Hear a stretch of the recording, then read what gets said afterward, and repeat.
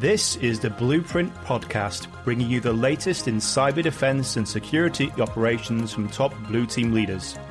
Blueprint is brought to you by the SANS Institute and is hosted by SANS Senior Instructor John Hubbard. And now, here's your host, John Hubbard. Hello, everyone, and welcome back to a very special season of the Blueprint Podcast. This season, we're walking through chapter by chapter the 11 strategies of a world-class cybersecurity operations center. And so far, we've covered 3 different chapters. Chapter 0 on fundamentals, Chapter 1 on knowing what you're protecting and why, and Chapter 2 in our previous episode on giving your SOC the authority it needs to do its job. In this episode, we're going to be covering structuring your SOC. It's going to be everything from the org chart to tiers versus tierless, the room, physical versus virtual SOCs, shifts, 24/7, follow the sun, all sorts of good stuff. And I know we're going to have some spirited conversation on this one. So this should be a really, really exciting one to get into. So hello again to our esteemed author team, Ingrid Parker, Carson Zimmerman, and Kathryn Knerler. Are you all ready to dive into this one? Let's do it. Can't wait. I'm excited. So, strategy 3. The title we have here is Build a SOC Structure to Match Your Organizational Needs. So, why this chapter in the book, right? We got to start out with why did it make the cut? So, why is this a very important thing for everyone to consider? Yep. So, again, going back to that idea of we're throwing everything up on a whiteboard. We're trying to figure out what we need to talk about. Obviously, there's tools, there's technology, there's people. But a lot of that comes together in how you put all of these elements in place, and so thinking about that mission aspect, thinking about the culture of your environment, are you remote? Are you somebody that still comes into an office? Are you global? Are you local? Are you big? Are you small? All of these pieces really are going to impact what your SOC looks like from an organizational model perspective, and what you consider to be the functions that you include, what you choose to outsource, whether you're 24/7, all those pieces are in there. And so we really just wanted a place to have all of those conversations and think about kind of how SOCs have evolved over the years, what those structures look like, what are best practices that maybe a decade ago we would have said, oh yeah, this is absolutely what we should do. And now thinking about, no, we're in a slightly different place. We actually want to organize a little bit differently. We want to think a little bit differently. And so we wanted to bring all that together and just set it up as a set of discussions. And like everything that we talk about, it depends on your organization. So we tried to put a lot of information in here to just give you things to think about and to consider as you're deciding what's important to you. So the very first section of this chapter, 3.1, is called Drivers for Choosing a SOC Structure, right? What are some of the most important things that people should be thinking about when choosing how to actually formulate the team? Well, I think the easiest one is how many people you have for the team. What are your resources? So if you're a very, very small, you might be just part of a person or part of a few people. Or if you're a giant, that's certainly a big driver. And what do you hope to be? So maybe you start out small and you plan to grow and someone's given you a budget, but how does that look over time? So that's where you start, I think. Yeah, that's going to be a enormous factor. I know I talk to teams that are really, really large, have all the pieces, and it's individualized roles all the way down to I am the entire IT and security team, right? And that's going to have a big dependency on the different things that you're actually able to take on and how you're going to format the team, where they're going to sit, and really all of that stuff. So one of the things we should probably start off talking about here is what are the different ways you can actually organize a SOC team? You have some of these things listed here: ad hoc, distributed, centralized, federated. Could you give us like a quick rundown of just some of those words and how they, what they mean in terms of a SOC organization, so that we are clear about them as we go through the rest of this episode and reference them? So when we were thinking about this, we recognize that at the very kind of smallest level, there are people that do SOC functions, even if they're not called a SOC. Most companies have some sort of security that you are trying to do, even if a lot of that is outsourced through, you're using software as a service. And so you're not maybe doing it yourself, but there's almost always somebody that would be responsible if there was an incident and you would need to do some response for it. And so that's what we're calling kind of that ad hoc or security as an additional duty. These are these very small pieces where you don't have a formal SOC name, but you're still trying to do some of the security elements in other parts of the organization. Then you get into a few things that we call like distributed, centralized, federated. these are different ways of, formalizing the SOC name. But if you're doing a distributed SOC, again, you may still be doing some other duties, but you acknowledge that there's a connection between the people who are doing the SOC elements and are, chartered to do those types of things within the organization. Centralized SOC is what we think about when we think of a traditional, in quotes, SOC. It is a set of people. That is your primary duty. That's your set of responsibilities. You may be physically located together. You may be virtual, but it's a SOC for an organization with that set of responsibilities for the monitoring, protection, defense, those types of things. Federated goes back to a little bit about what we were talking about in the previous strategy in terms of SOCs that maybe support different business units or different parts of your organization, rather than being a single SOC within your organization. And often these will be peer organizations. So it's not that one recruits to another, but they need to be sharing information across.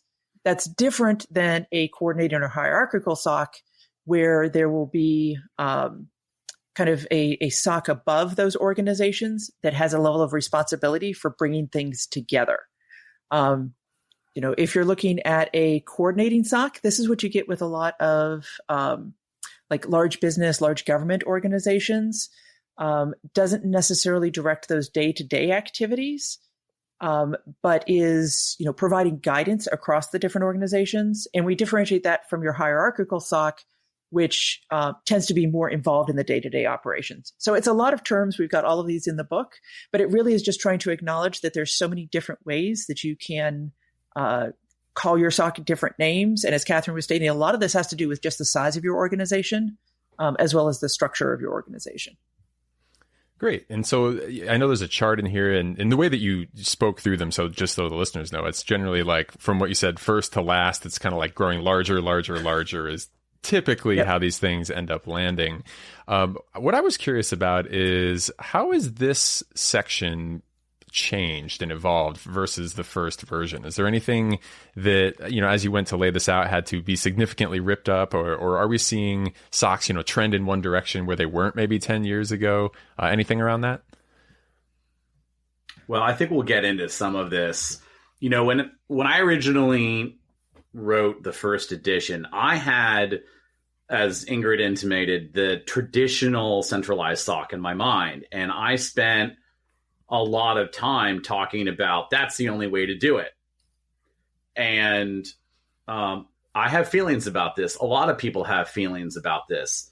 And it's born out of the notion that, as we've said many times already, and we'll say many times more, the folks that are doing security operations need to be in sync.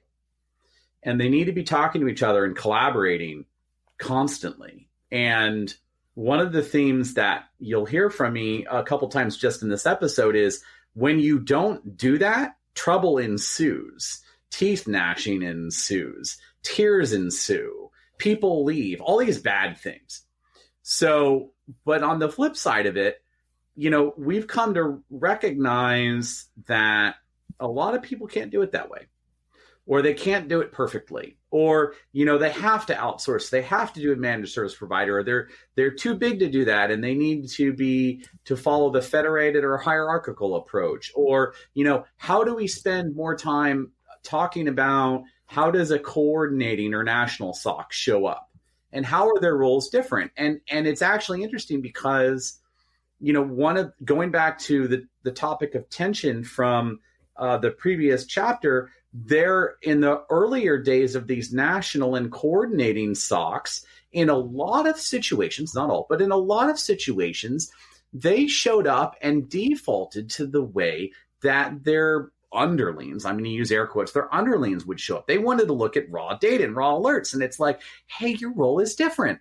So one of the genesises, I hope I'm using the right word, of this kind of rebuilt and reorganized strategy is, how do we talk more about those different models? And you can thank Kathryn and Ingrid both for beating me over the head when we first came together and talked about second edition. Is, hey, Carson, you can't just speak from the soapbox about some of this. They said, oh, okay. So here we are.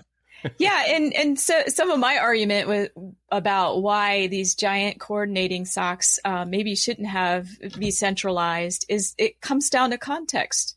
The farther away you are from where a business unit is and where the data is, the less context you have. And so there's a lot of centers out there who try to pull in all the data into the world into one place, and they think they're going to come up with something intelligent, or they're going to come up with the next incident, when they're missing the context of what's normal in a particular environment. And every network's different. So some ephemeral ports might be used for, a certain set of applications in one business, and that's a hack in another organization. That's actually an adversary coming through. And that context is what helps us delineate that. And the bigger you get, the less context you can have. And that's when those distributed kinds of movements need to come in and functions. That's my argument, Carson. I've been preaching that gospel. Yeah, you do. For to years, be fair. right? You can't just have, like, in a national government. I don't care if you're the United States or a country of 2 million population. You're not going to have one SOC do it all for a gigantic constituency, and that's how we got some of these other models. That's right. Yeah, that 10,000-mile screwdriver does not work. Oh. It's a term that many of us are familiar with. Yeah, nuke it from space. That's another one we like to throw around. That's awesome.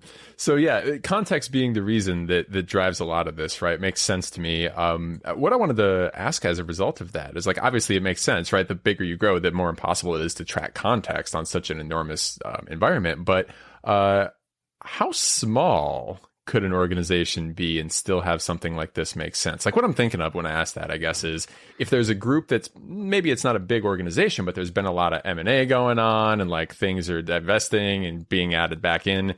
Is that a situation where you might want to switch into multiple different security groups, since everyone's going to kind of have their own institutional knowledge as everyone kind of mixes and matches? Oh, yeah. I think in those cases, it can make a lot of sense. But what I've also seen is those organizations need to understand the business plans for that merger, that other pieces, because in a lot of cases, they may be trying to bring the IT together. So if they're going to keep separate systems, if they're going to keep separate data, it works fine if you want to keep kind of separate SOCs and then figure out how to coordinate and share amongst those.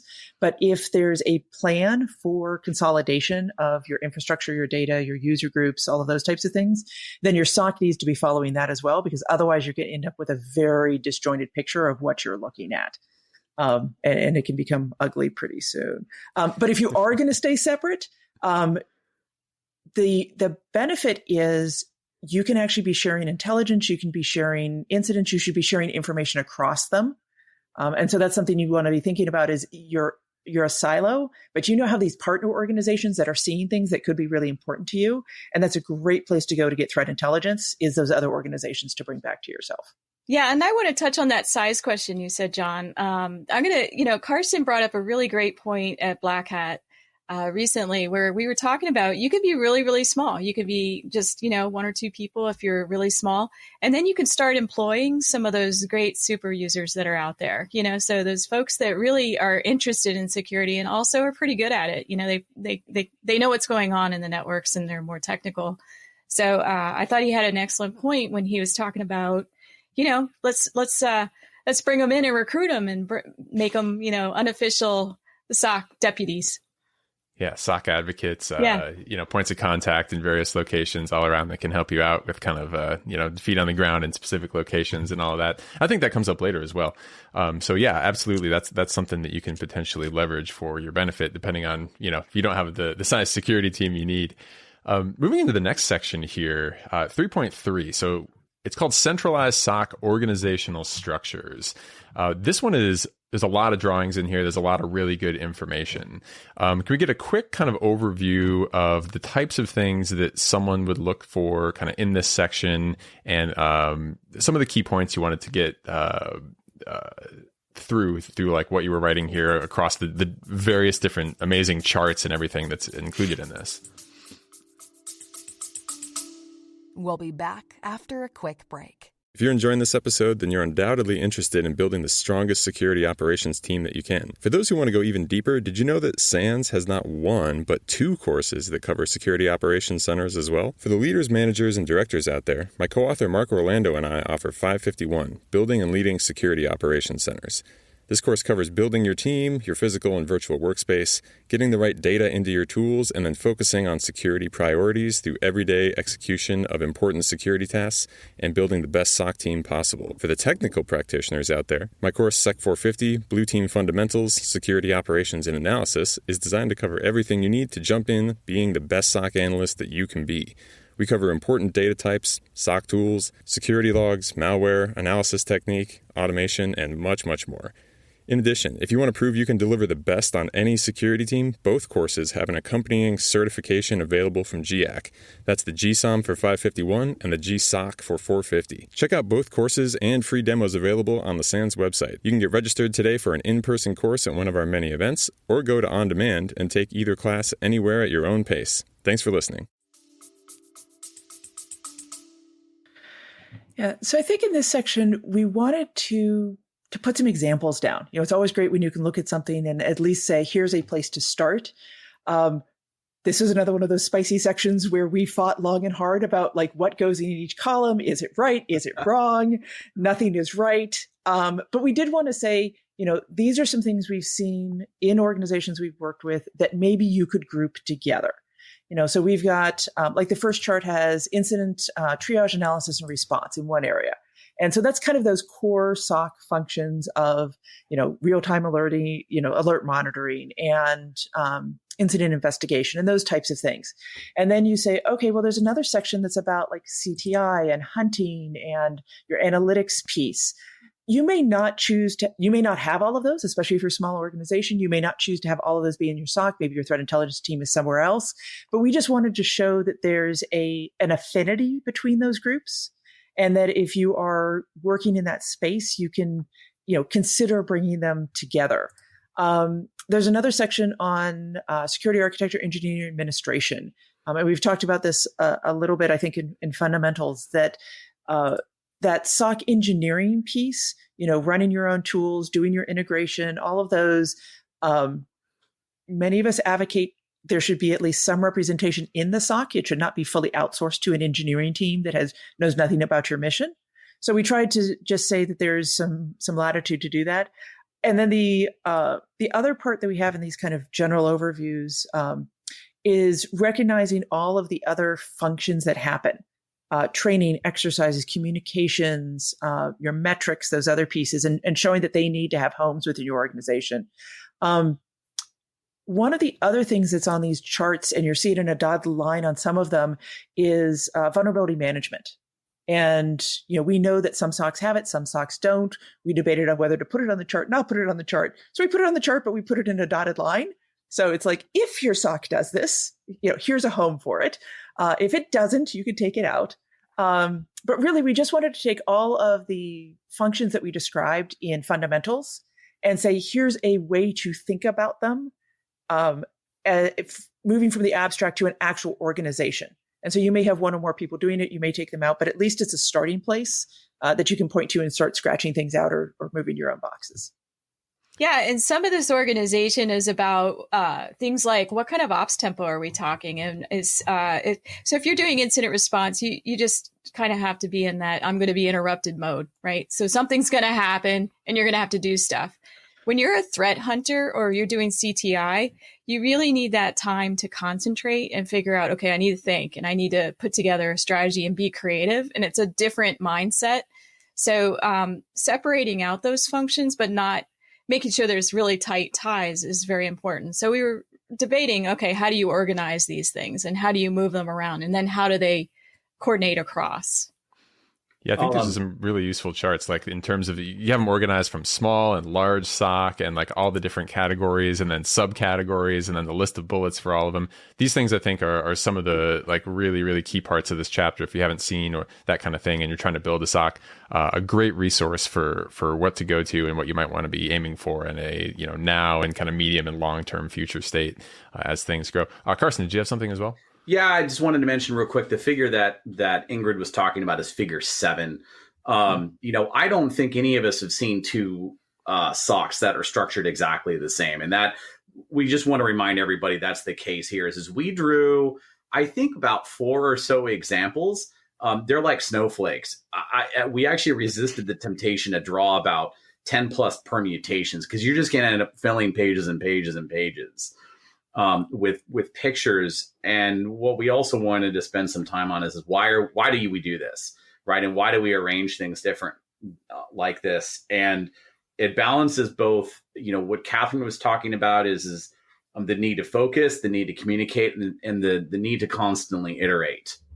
I'll also offer when things get really weird is when the SOC has some other function that we didn't list in this chapter and in fundamentals kind of attached to the side of the SOC, like Active Directory or key management or patch management outside the scope of vulnerability scanning.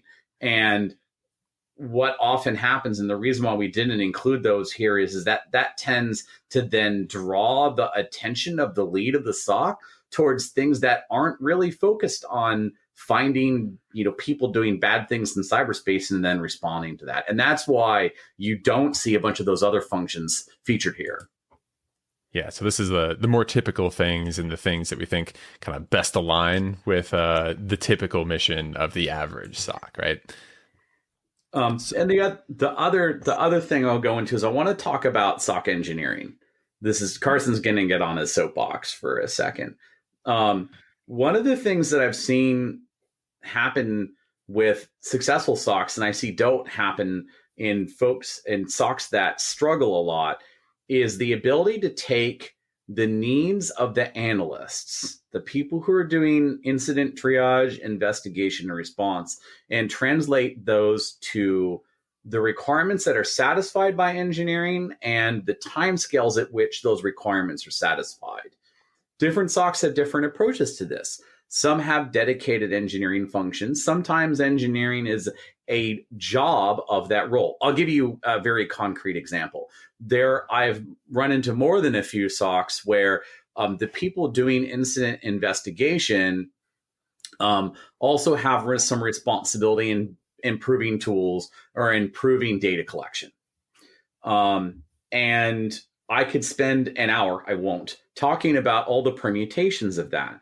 What I will say, and we're going to probably talk a couple more times about today, is that every section of the SOC needs to have time built into their schedule and into their capacity for improvement.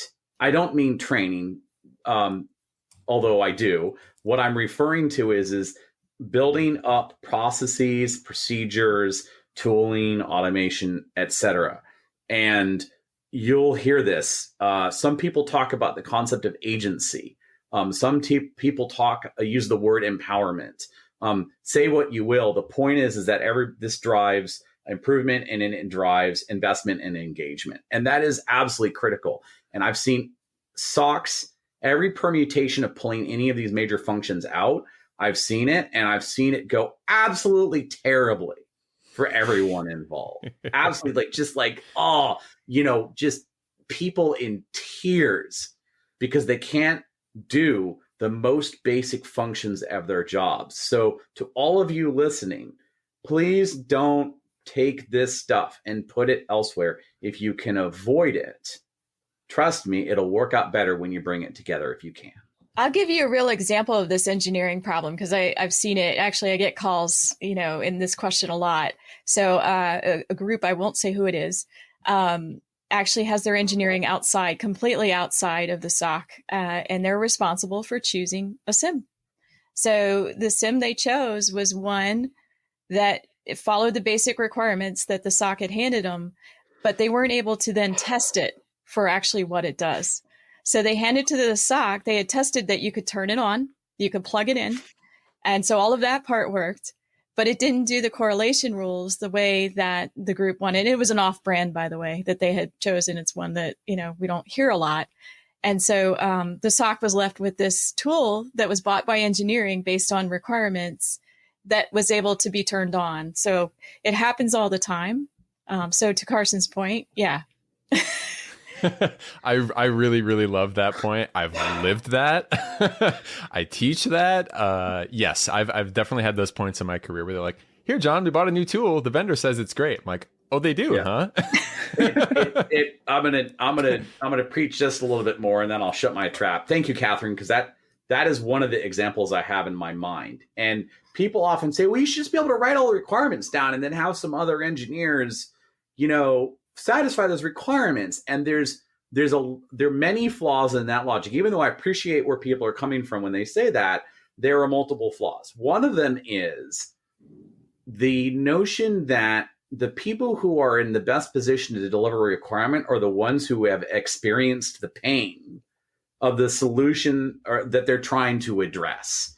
And I see it every time. If you haven't lived the pain, at least a little bit, your understanding of how to respond and meet that pain is orders of magnitude poorer. And then one of the other flaws in the logic, there's actually two more. One of them is that you're going to have time to write them down with enough detail that someone who doesn't understand that area is going to be able to pick it up and know what to do. And that is cyclical, because as soon as you're done defining the requirement has changed. And this is what drives everyone absolutely batty when you've got ops like way over here and then engineering way over here, and you put a brick wall between them, is that you're iterating so quickly you have to. And you can never catch up, and everyone is sad in that situation. And then the third, and that's kind of building up the first two is that even if you do have good requirements written down, and even if you do have people who are faithfully executing against them, when the engineering org will end up kind of having their own priorities, and their priorities will stray from the needs of the operator, and it causes massive contention and massive arguments. And I've not yet seen someone do it effectively when they're way separated like that. So rant over.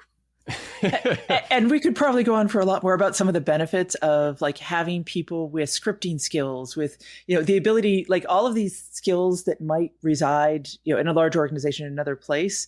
If you bring those into your SOC, you can change the speed at which you're doing things, how fast you can iterate everything else. But we know we have a lot of other content we want to get to too. So yeah, I mean, as you were saying that, I was thinking like kind of a comparison here is like, I don't know of any other jobs where they're heavily tool reliant and the people who use those tools would tell someone else what tools they need and hope they get it right. Right. It's like you don't have construction workers describing the hammer they'd like to buy to someone else and then hoping they come back from Home Depot with the right hammer. Or like artists saying like, oh, can you please go get this brush for me? Like you pick your own tools because you know what you need. Right.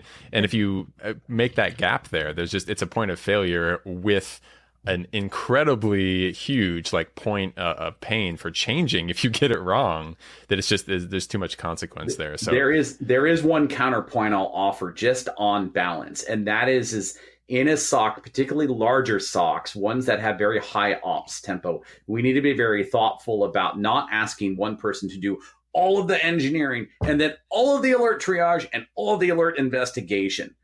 They've got to, as Kathryn stated earlier, have time for focus. And when you overload one person with too much, you can backfire.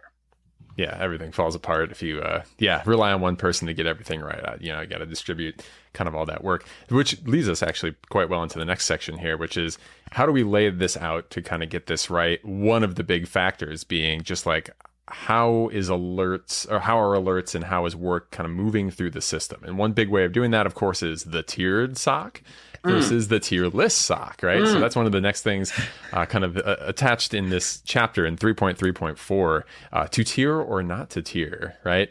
I'm just going to throw that one out there. Where should we start that discussion, and what are your thoughts on that question? Well, we should probably first define what we mean by tiering for people who are not familiar before we express our passions about this. So tiering in a SOC comes from concepts in IT operations that have been with us for well over 20 years.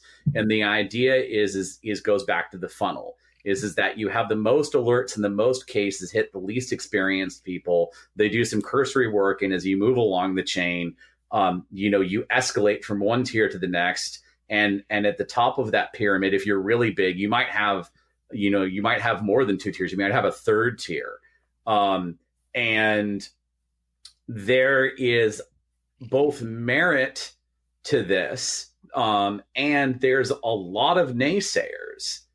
And there's a lot of reasons why even using the word tier is problematic. And I will pause. So I was very passionate about this as we were working on the book. I think there are benefits and drawbacks to every one of these models. But this is a change, I think, from first edition, where there was more emphasis on the tiered model. And I really wanted to emphasize that I have seen small organizations, large organizations, people be really, really successful with a tierless model. And I think that not only does it help operationally, but it's really important for the growth of the people in your organization. Because instead of your junior analysts, looking at the same thing day in, day out, never getting to see how it moves through the path, never getting to kind of stretch their skills, always having that ceiling that they're hitting, and then having that alert burnout of just seeing the same thing day after day. If you can move to a model where they have more opportunities to be challenged, with things they haven't seen before, or see it through to conclusion, you just are able to build a set of skills and help those people grow, and you have better retention and you have better outcomes. And even if maybe it takes a little bit longer for them to do things, they learn as they go, and you actually become more efficient over time, and you create better partnerships amongst your junior and your senior analysts. There's no longer this line of, oh, I'm not that level yet. I can't do this type of thing. And so you then get senior analysts that are much more excited about, hey, I'm going to help you with this because, you're working through this process, and this is you just found that really cool thing. Let me help you with it. So I am very passionate about the tierless model. But I do recognize that there are challenges to that as well. So this is one where we went back and forth a lot of what to call it, how much to emphasize which part of it.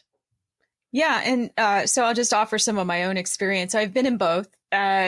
And the more rewarding environments for me personally were the tierless environments. So, you're the one on call, an incident comes in, you handle it from cradle to grave. So you're the one putting the documentation. And the benefit of that kind of model is you have one person who has the continuity through the whole thing.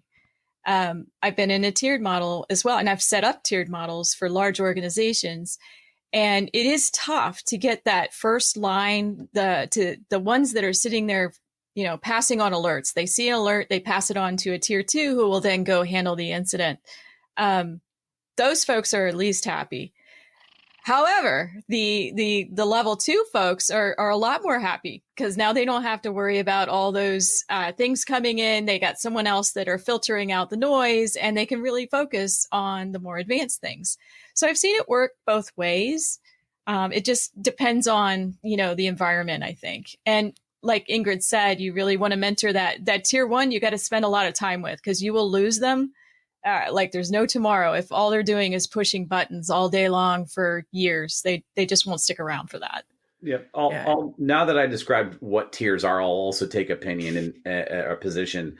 And no surprise, I'm in agreement on 2 levels. Number 1, I recommend against using the terms tier 1, tier 2, tier 3, because it creates an artificial hierarchy and quite frankly is not an inclusive approach. And it puts people in bin and it puts people in boxes, and it's just the wrong way to start out. And then the position I'll also take is everyone's got to feel like they've got agency and empowerment. And the way, depending on how big you are, that might look like the people doing triage might also be the people doing investigation of an incident all the way to the end. And or they might be the people doing alert tuning. They might be doing some alert triage and enrichment and filtering automation. They might be building notebooks. They might be doing all kinds of different stuff. And that all strays from the traditional notion of tier 1. As a matter of fact, and I've said this before on stage and I'll say it again, I think they one of the few things, if anyone were to say something is dead in security operations, the only thing I would say, one of the few things I would say that is truly dead is the notion that you're going to have tier one analysts. All they're doing is triage and nothing else. That idea is unsound. And I think we're all in violent agreement that that idea needs to go away. The question is how do you also compensate and deal with, hey, you've got junior analysts coming in. How do you differentiate their roles and responsibilities or their duties and from people who are more experienced? And how do you do things like quality control? And how do you leverage automation in all of this? Because the ideal situation is getting rid of, as much as you can from the very mundane routine. You've seen it before, like, oh my goodness, do I need to see this alert again type of thing. So how much of that can you make go away so that even for those people who might be spending more time, focused on the triage, they're not fighting the same battles every day, and your senior analysts are definitely not seeing the same things every day. I'll also mention a little bit of hyperbole. I've heard from people say, oh, tier one's totally dead. Let's parse that out for a second. Again, pun intended. What's dead is what I talked about before, is the people that are just smashing alerts.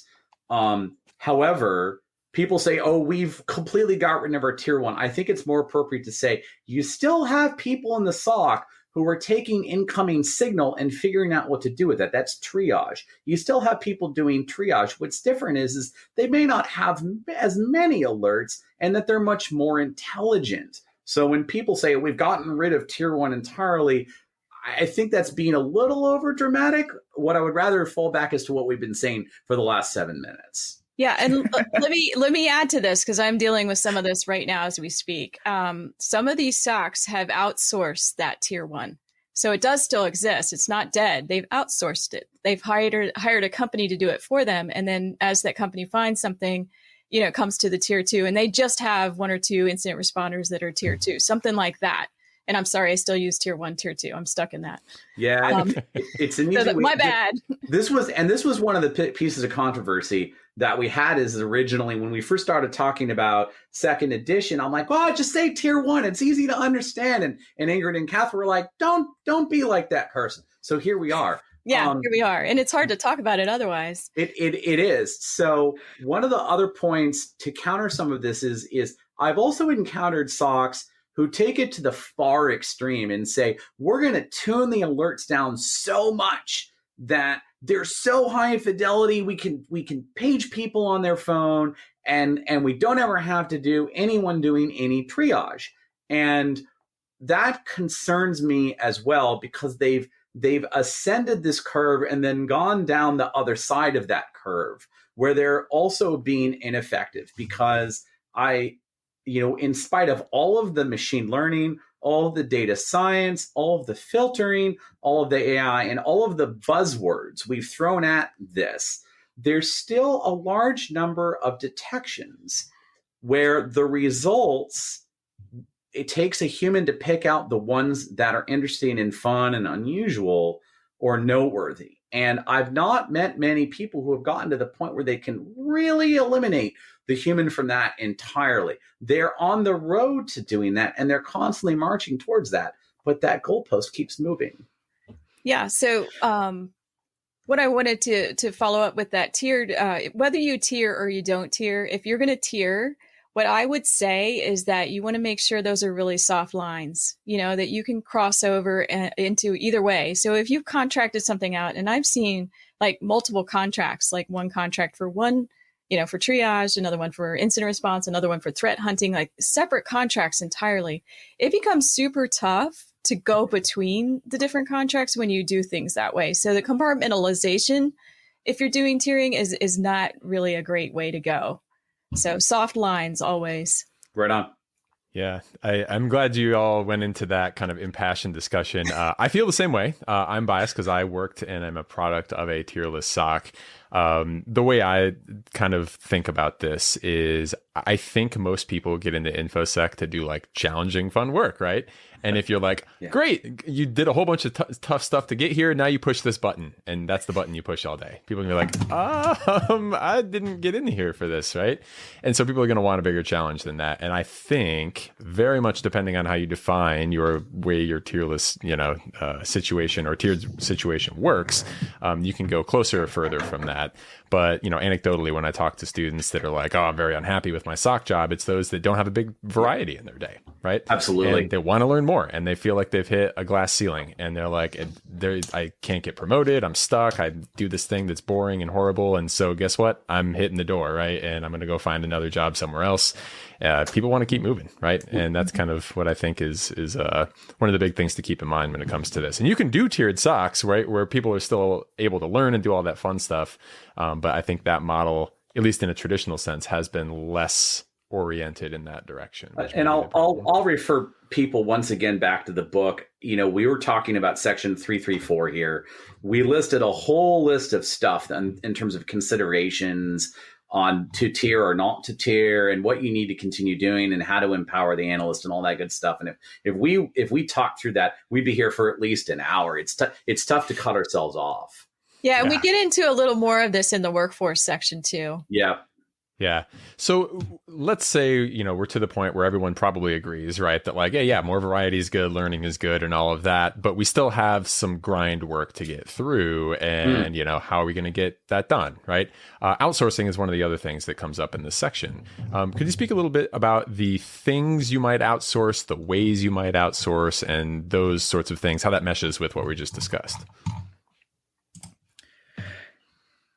So I'll jump in here. There's you can outsource everything from a good portion of your SOC down to very specific things like, we need someone to go do malware analysis for us. And so, you have organizations like MSSP, managed system, security service providers that can provide everything from kind of initial, protection recommendations. They can do monitoring. They can really get engaged with what you're doing. You have managed detection and response, which is going to really focus on just a portion, going to be looking at certain data sources that you send to them, really acting as that tier one, coming in, looking and seeing what they're having, escalating ideally to you just a subset of the events and alerts that are coming into your organization.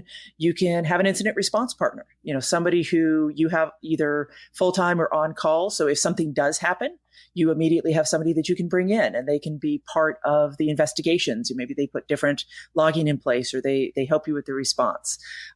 You can outsource for things like exercises, red teams, purple teams, tabletop exercises. You can bring people into those specific things. You can work with people who provide you CTI. You can work with people who provide you, like, all of these different elements are possibilities. And so thinking about what your team is really good at, what skills do you already have in-house? What skills do you not have in-house? Where are you trying to grow people? What does your budget look like? If you're a smaller organization, then you might be looking at those MSSPs, MDRs, others as a way to really augment your own staff if you only have a few people, because they can be 24/7. They're going to be able to see across multiple organizations. They're going to bring a larger set of knowledge into that space. If you're a large organization, you have a bigger SOC, you may choose to just outsource some of those more specialty functions or have people on call for when you actually need them. So there's a lot of different ways to play.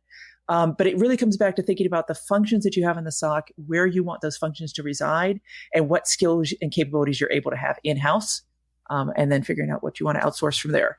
And then I imagine we'll get into all the pros and cons of outsourcing and some of the challenges and all the ways that this beautiful system that I've just described doesn't work, or what you need to think about to make it work. So that was my next question exactly. is one of the things I hear people often go to is like, all right, we've got a bunch of very talented people, but now they're getting bored with the basic stuff. Maybe we should outsource to the MSSP and make them our quote unquote tier one, initial triage, whatever you want to call it.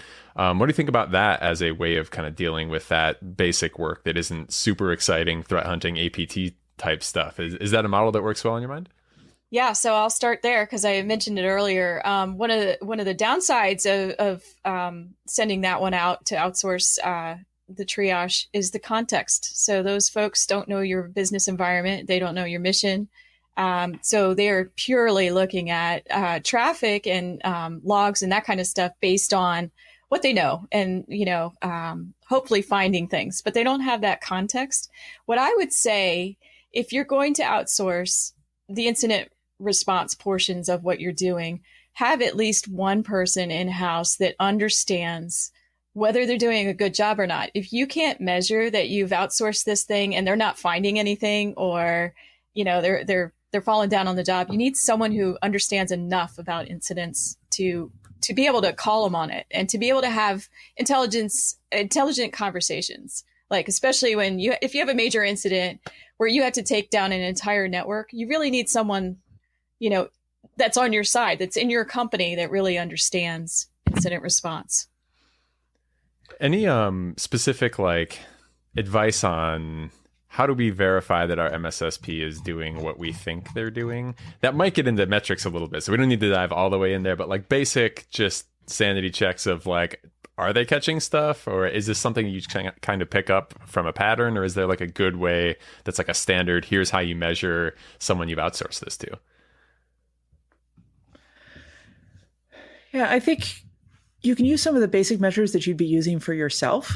So thinking about how many false positives are you getting? How many false negatives are you getting? Did you, maybe you've outsourced some of this, but you have a hunt team, and the hunt team goes back and finds things and you're like, oh, we should have seen this as well. Why did you not do it? There's the good part about working with these organizations is you're going to have a pretty clear pattern of what they actually sent to you over time. And you should be able to look at them and say, okay, what did we get on day one? What did we get at the end of that contract?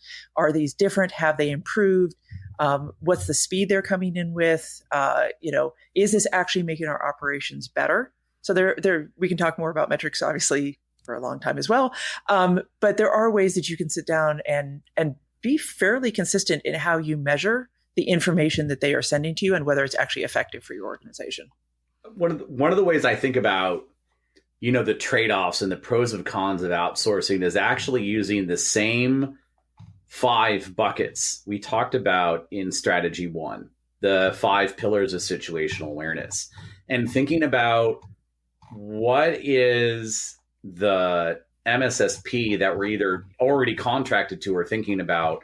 How are they going to change the calculus for some of that? And it might be in ways we're not necessarily thinking about as their potential customer. Let me give you a couple obvious examples. An MSSP had better come in with a very strong understanding of the threat, right? They better be experts in it, because if they're not really good on that and they're thinking about the threat specific to your industry or set of industries, like, are you an oil and gas company? Are you a financial company? Are you a retailer? One of the ways that they could potentially provide differentiated value is being aware of both the systems and the threat specific to your area. And that's one of the ways that turns some of that on their head, because when we normally talk about MSSPs, one of the typical commentaries is, well, they're not going to understand our business as well. That's very common. On the flip side, they might understand some of the threats against that business better. So there's some nuance here, to consider. One of the other things I think about when I think about outsourcing is what we talked about before earlier in the chapter, is having the parts of the security operations apparatus fit together, talk to each other, coordinate, et cetera. One of the other things that you might not be thinking of, but is also influential, which goes into strategy 4, and that is let's say you've outsourced, your triage function. We're not calling it tier 1, right? You've outsourced your triage function. All right, that was your number one way of building a pump into the SOC. Now, what are you going to do to bring in junior talent and grow them? Yeah, all good points. I love the kind of threat-centric way of looking at it. You don't necessarily have to look at it as, oh, I'm handing it off to someone that knows less than me. You could be finding someone that actually knows more than you and has considerably better context about the attacks, at least, that could be coming your way. And as long as you work with them, right, to understand the internal context of your network, you may actually end up doing better than before, right? Exactly. And so, right. It could go either way, as long as you pick and choose carefully, have those conversations, and nurture that communication between the groups. One of the other things I wanted to ask that's also in this chapter, kind of right after this, is the notion of bringing in an MSSP or really anything for coverage 24/7, right? I know in the SOC I previously worked in, it was a case of, well, we want to kind of operate 24/7. How are we going to do it? And that sometimes we had on-call shift. Other times we went to 24/7. We eventually went to a follow the sun model once we had geolocated SOCs kind of all around Earth. And then, of course, you can bring an MSSP in on that. So any thoughts on kind of how you approach making a decision on how much coverage you need and then which one of those options to go with? Yeah, I think this starts from just a basic budget perspective. We have some numbers in the book about, it takes this many people over this much time, multiply that by salaries, and you get to a pretty big number pretty quickly. And so that's just fundamentally where companies look at that, and your finance person says, "Oh, no, that's not in your budget." And so that's one of the reasons, especially smaller organizations will start looking at some of this outsourcing, because there's cost trade-offs to be made in terms of what they're looking for. I think you mentioned a couple different ways to think about the ways that you might run 24/7.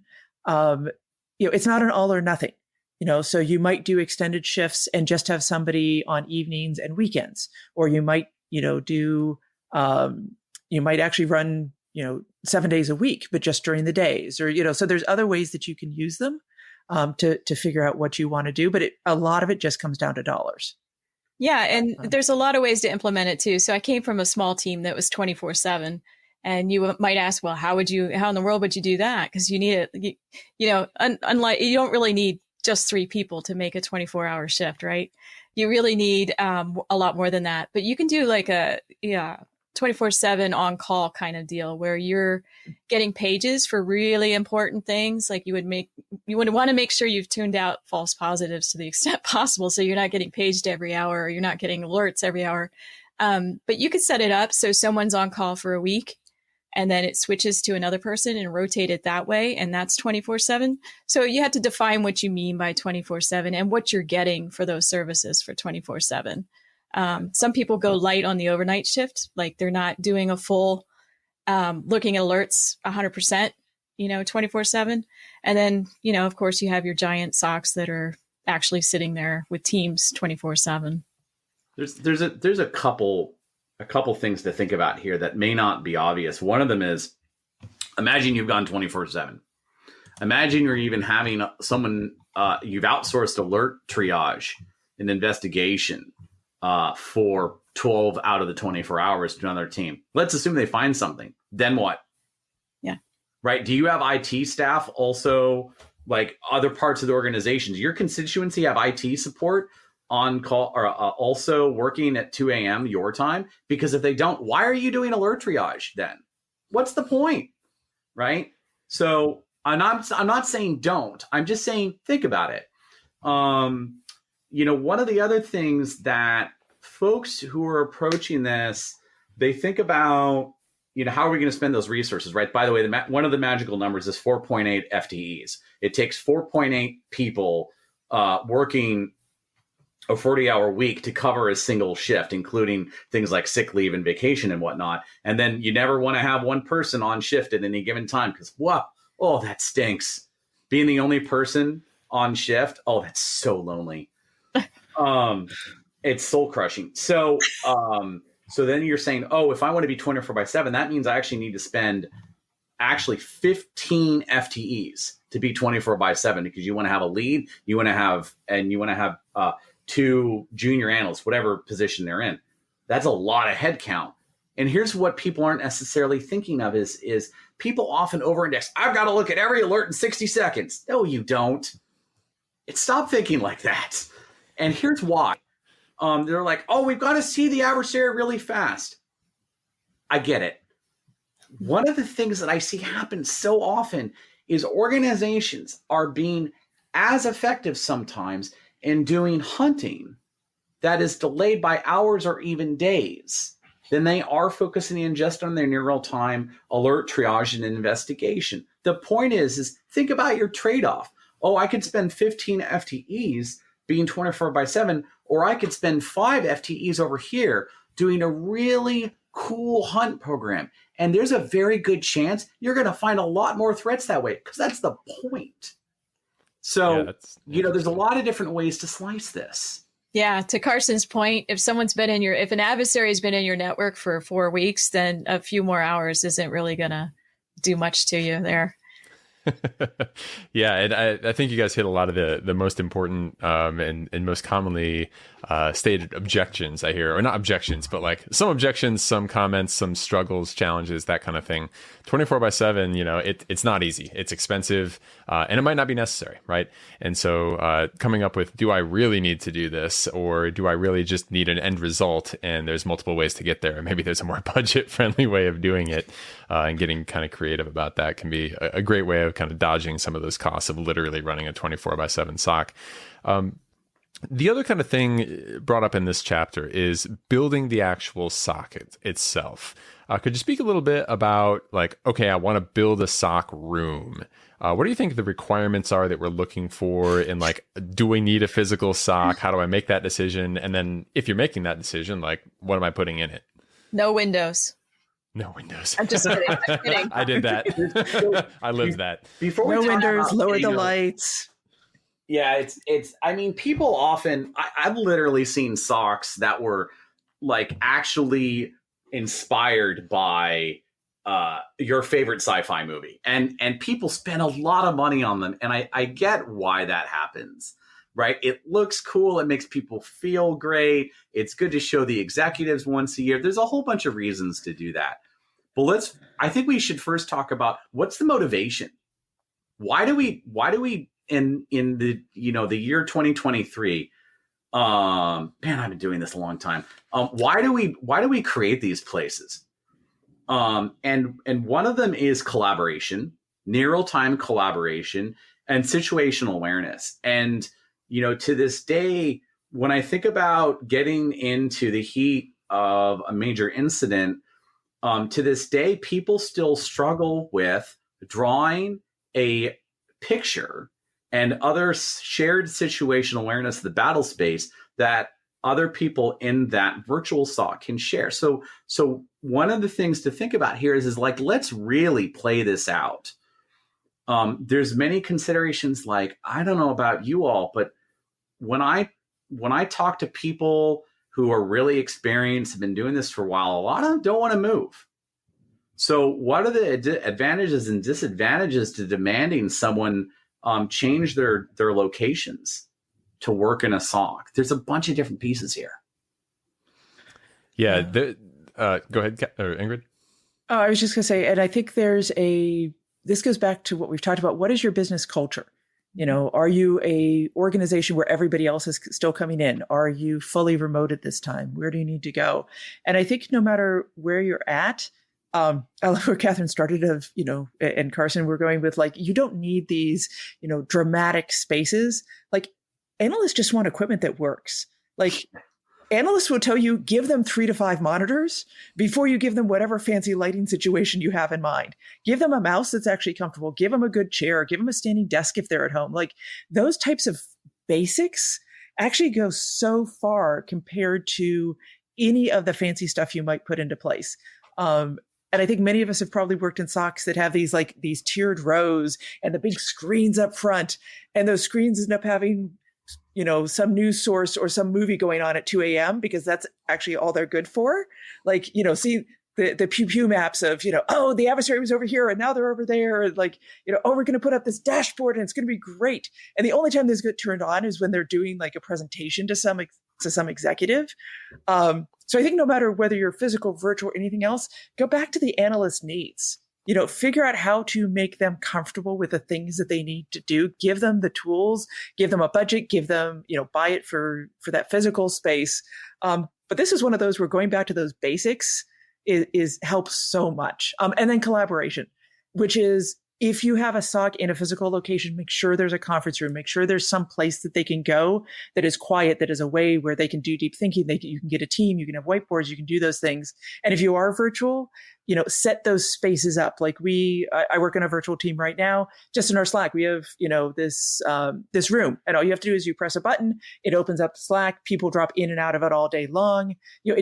You're creating these ways to be more informal. We have, a whiteboard session, set of technologies. People are constantly creating diagrams in there and putting things up that people can see. So figure out how to make collaboration work, figure out how to give them the basic tools, and don't get so caught up in the actual, does it look really great? Well, yeah. And what I would say too is this isn't as much of a problem as it used to be when we were all just hardware. But if you're hardware based, you got to be able to ship equipment around and all this other stuff. So yeah, you do really need to think about geographical location for at least some of them. And so hybrids seem to be the way a lot of businesses are going, where they have some people that are at least live near, a location, and then, you can have some distributed doing some of the functions. But if you actually have to touch hardware at some point, you got to figure out how to get the hardware, whether it's shipped to you or you ship to it. Yeah.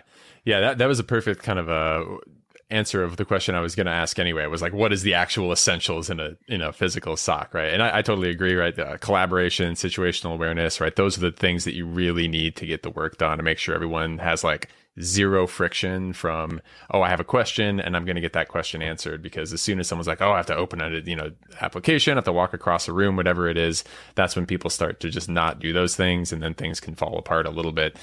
So whether it's virtual or physical, I think that is exactly how I would describe as well, what we're aiming for here. I want to add one thing about the virtual piece. I would like to call out, when we talk about a SOC where everyone is in person, there's a set of approaches that can work. And we talk about a SOC where everyone is virtual. That's a separate set of approaches, kind of like what Ingrid and Kathryn were both talking about. I want to make sure and to call out the situation where it's a hybrid approach, where there are people who are in person who fall into certain patterns of behavior, and they're not including the people who are remote. And we need to be really thoughtful about that, because as soon as we start having people remote, our patterns of how we collaborate and how we share need to shift. And that has second and third order effects on, guess what? You're not using your whiteboards anymore, because every time you use a whiteboard, you're either having to have a camera on it, or you're sending a picture of it, or you're just not using it. So my advice to our listeners is think that out when you're putting this together, and think out, we're going to have a shiny SOC, and then I'm not going to be able to recruit senior analysts into that SOC because they don't want to move, and they want to sit at home with their 49-inch 8K monitor, because that's what they love, right? And let's be clear, folks, there's never enough screen real estate. I have 70 inches of screen on my desk at home, and it's not enough. It's never enough. I'm waiting for the day that we can get a HoloLens-like thing where you can just superimpose the windows kind of hanging anywhere in augmented reality, and then we can just get rid of screens altogether. Anyone that wants to work on that, I'm buying it first. I want 3D. I want to be able to pull it out, put it over here, and Yeah, exactly. No, screen real estate is absolutely one of those things that people never can get enough of, right? What I wanted to ask about this, right, the virtual side. What are some of the special considerations for people who are doing a either partially virtual SOC or a completely virtual SOC that are not really problems that maybe had existed when we were all going into the office every day? Yeah, I'll tell you one that I'm dealing with a lot. It turns out executives are really important. Yeah. And what I have found is that if there's an incident happening and you're being asked to brief, someone who knows how to brief executives needs to be somewhere near that executive. So, really think about that, about if you're partially virtual or you're hybrid or whatever you are, you need to be able to be near your stakeholders, be near some of your folks, at least some of your more vocal and communicative staff need to be able to brief and be around. And I can't stress the importance of it. It happens all the time right now, especially since COVID, because I've got people all over the country and I get this, well, who can go brief so-and-so? And it's like, well, it's in Colorado, California, and Boston. Yeah. So that's a real problem we're dealing with. I would also, this is going to be rare. I'm going to actually slightly disagree with Kathryn or add an asterisk to it and say It's dependent upon the work remote culture of the executives, right? So if your entire company is used to interacting with each other on Slack or Teams or whatever, or Zoom or what have you, then I think that's going to influence that situation as well. True. But what we're having is this COVID, people are coming back to the office. They're trying to get people back in a lot of different places and companies. So that's why we're running into this. So hopefully it's temporary. I like the remote. I like what Carson said. I want to go back to that. One of the other things. Oh, go ahead. I was just going to add, I think one of the things I've observed is it does change your onboarding. It does change, if you've got folks that are maybe quieter, like as a leader in a SOC organization, or even if you're a more senior person, or even if you're new, but you happen to be outgoing or something like that, it is reaching out and communicating with people and making sure that there is time for non-work discussions. I mean, you no longer have we're going to go to lunch together. You no longer have, hey, let's go grab a coffee and ice cream after work, whatever. So you have to be very deliberate in acknowledging that it can't just be all work, and that there are people that are just you're going to need to be more aggressive in reaching out to them. And I said aggressive, and I don't mean that in an aggressive way, but like you need to be deliberate in reaching out to them. You need to make sure that they feel like they have people that they can turn to and places that you can engage. And that, especially for, analysts that are like, you're working through stuff all day, and it's very easy to just you and the technology to be the only things that are communicating with each other, and finding those ways to pivot and turn and make sure that your teams are getting ways to feel like a team. And I would argue, if your budget allows it, finding a time for people to get together physically, like in the same space, is amazing. So even if that's just once a year, when you bring the team together, you do a couple days, you maybe work through an exercise, you go to dinner together, there's still something to be said for that. But just figuring out how you can do it and how you can find those ways to communicate, I think is something that is, especially since I work on a fully virtual team now, I'm really seeing how we have to shift how we engage with everybody. Right. I'm in violent agreement with what Ingrid just said. In fact, the importance of a SOC coming together physically on some kind of cadence, I would actually argue, increases exponentially as you add more cultures and time zones to the mixture. In particular, one of the coolest aspects, in my opinion, of working in a follow the sun SOC or a multi-region, multi-geo SOC is actually flying to that other location and experiencing their culture in country.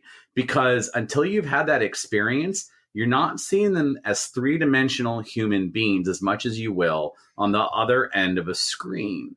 And that can really bring a SOC together, and that can really drive collaboration that you would not have through any other method. And even if you just do it once a year, it can really influence your effectiveness and efficiency in ways you're not thinking of. Yeah, I would agree with all of that 100%. Again, I have also lived all of those things. We were doing Follow the Sun. We had the US SOC, the UK SOC, and the SOC in Poland. And it wasn't until we all actually met up and did some training together. I got sent on a business trip once over to Poland, got to see them, go to, lunch with them and all that kind of stuff, and like live that life for a couple of days. Like I really understood what it was like and who those people were in a much better way. And just, it really opened up the, clear lines of communication and collaboration in a way that just wasn't there before we all met each other. So 100%, right? If you can get the budget to do that, awesome thing. I'll mention one more quick thing on that goes back to your setup. In the United States, for example, most people take for granted the expectation and notion that we have a place in our home, be it an apartment, a flat, a single family residence, a townhome, etc., that is just for work. And that, for some people in some living situations and in some countries, is a very poor assumption. And it's only after talking to people outside that work that you start understanding some of these differences, or understanding some of their home situations and their family care situations, etc.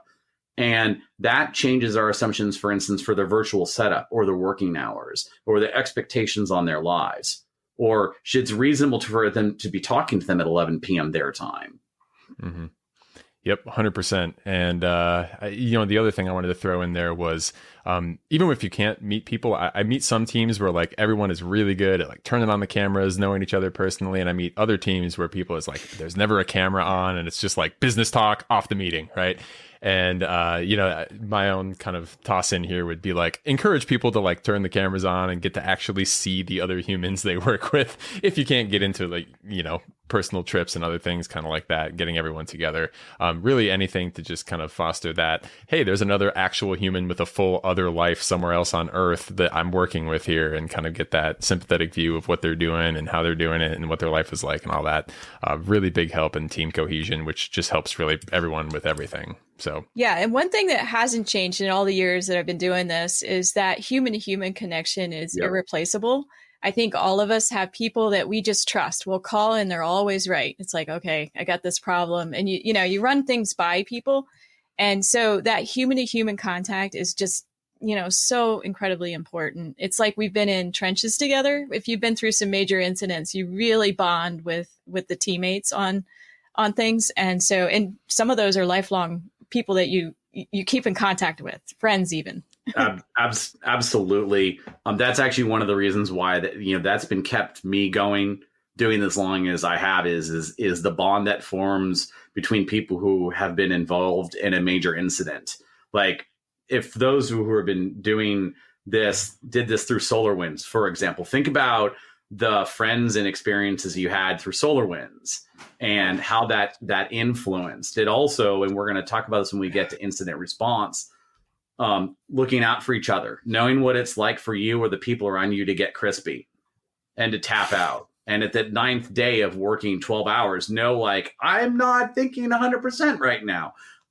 And it's only after having that bond that you really can understand, what's going on with the people around you. Yep. Well, that's probably a perfect place to wrap this one up. So if we were going to summarize the key pieces of this strategy that you really want people to consider and take home, anyone want to take a crack at what should be the checklist in people's minds from this episode? I'm going to throw mine in. Mission context, setting up your SOCs so that you get the best worlds to be able to get context across your organization and enterprise. I think I'd throw out, know what your SOC is chartered to do, understand what you have from a set of skills, and then identify how to best deploy them from both the organization, whether you need to outsource, the other types of things. Like they all kind of fall under each other. But you really need to evaluate what you're capable of. You may have great aspirations, but I would say start with understanding where you really are at right now and then organize from that perspective. And I would say, making sure that you're structuring your SOC organization, your functions, all the things that we've talked about in a way that maximize how quickly you can move through that journey of both efficiency and effectiveness. Perfect. All right. Well, I think we'll end this one there. Thank you again, everyone, for joining us. We are going to be back in the next episode with a thing that follows on very, very closely with this, which is hire and grow quality staff. So I'm really, really looking forward to that one. Had some spirited conversation here, and I'm sure we'll have some more about finding the right people to help join your team. But we're going to save that for the next episode. So for now, thank you, everyone, for listening, and we'll see you on the next episode of Blueprint.